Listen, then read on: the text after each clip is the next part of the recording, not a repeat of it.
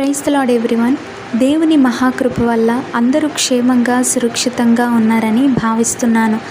ఈ యొక్క సమయంలో ప్రార్థన గురించిన కొన్ని విషయాలు నేను మీతో పంచుకోవాలని ఆశపడుతున్నాను. ప్రార్థన అనగా దేవునితో మాట్లాడడం, దేవునితో సంభాషించడం. అయితే దేవుడు మనకిచ్చిన ఈ 24 అవర్స్లో ఎంతవరకు మనము దేవునితో సంభాషించగలుగుతున్నాం అని మనల్ని మనము ఎనాలిసిస్ చేసుకోవాలి. అయితే ప్రతి మానవుడు తన దైనందిన జీవితంలో శారీరక, మానసిక, ఆత్మీయ, ఆర్థిక ఇబ్బందులకు గురి అవుతూనే ఉన్నాం. వీటన్నిటిని నుంచి విడుదల పొందాలి అంటే ప్రార్థన మనము కలిగి ఉండాలి. ఎందుకంటే prayer is the best medicine in the world.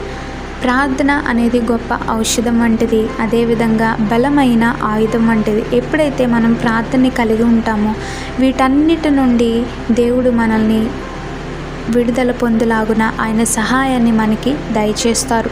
అందుకనే మనము ఇక నుంచి ప్రార్థనా జీవితాన్ని కలిగి ఉండాలి. ప్రియనేస్తమా, మన జీవితంలో ప్రతి ఉదయాన్ని కూడా ప్రార్థన ద్వారా ప్రారంభించగలిగినట్లయితే ఆ దినమంతా కూడా ఆయన కృపా కాపుదల, ఆయన ఆత్మ నడిపింపు, సహాయము, సహకారాన్ని దేవుడు మనకి ఖచ్చితంగా అనుగ్రహిస్తారు. మీరు శోధనలో ప్రవేశించుకున్నట్లు మెలకువగా ఉండి ప్రార్థన చేయడి అని దేవుని వాక్యము సెలవిస్తుంది.